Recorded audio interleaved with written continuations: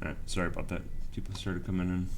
So, looking at going back to this, so we have the series of 1 over n, so it diverges, and we're going to take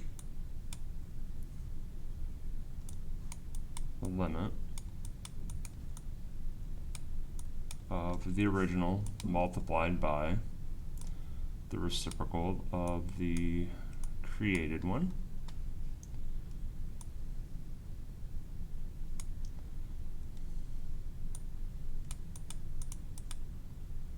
Actually, I'll go back. I don't need that anymore. All right.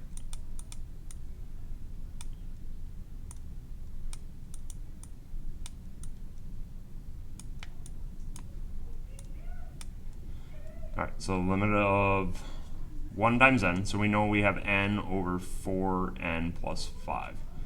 So leading coefficients would be 1 and 4. So this is a finite positive value. Okay, so the finite and positive. So we know that this, the original series, is going to do what our created series does. So it diverges by limit comparison test.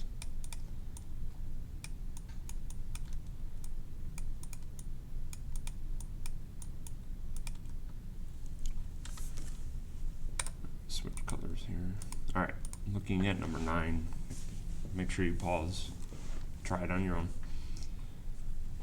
We're going to do the alternating series test because of the -1 to the n. So we want to make sure that we plug in some values to start with the 1. So always look down and make sure your whatever your n equals for your summation is, you plug it in. Finding a couple terms, making sure that we decrease, because remember there's 2 parts to alternating series. The first part is each term has to get smaller, and the second one we're going to run the limit as n approaches infinity. So we plug a couple values in. We can list them out, but they do decrease. So terms decrease, you're going to want to write that or show that. So terms decrease, and the limit as n approaches infinity for this. So we have 3 over n squared. We know if we plug it in, the bottom's going to be growing faster, so we're approaching 0.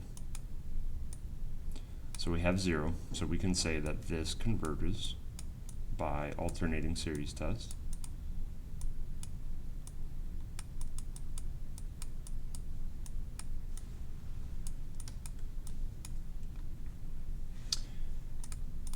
And now number 10. So number 10 is a little different, and we've dealt with these before, where the series is given by just the terms.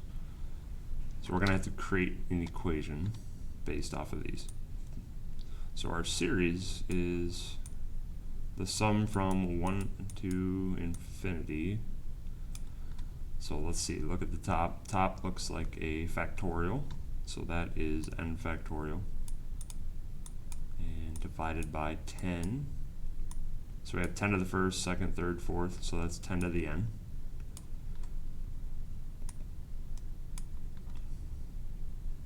All right, so there's our series. So let's think about what we want to do here. So probably because we have a factorial and an exponential, remember if we have either one, it's a good idea to use ratio test. So remember ratio test, we're going to go ahead and do the n plus 1. So we have n plus 1 factorial divided by 10 to the n plus 1. Remember, we're dividing by the original or multiplying by the reciprocal of the original. So we have 10 to the n over n factorial.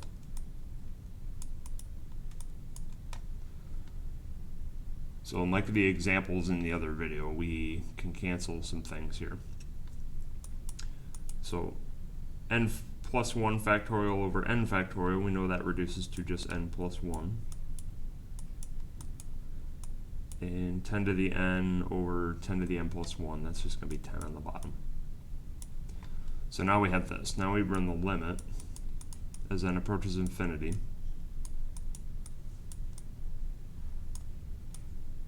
For that. So we could have been writing the limit the whole way and making sure that we have absolute values. I haven't really been, I guess, very specific on that. I'm pretty sure I've said it, but it's a good idea to write it just so you remember. So it's always the absolute value. But if we run the limit of this, we know that's infinity. So it's infinity, so we can say that this diverges by ratio test.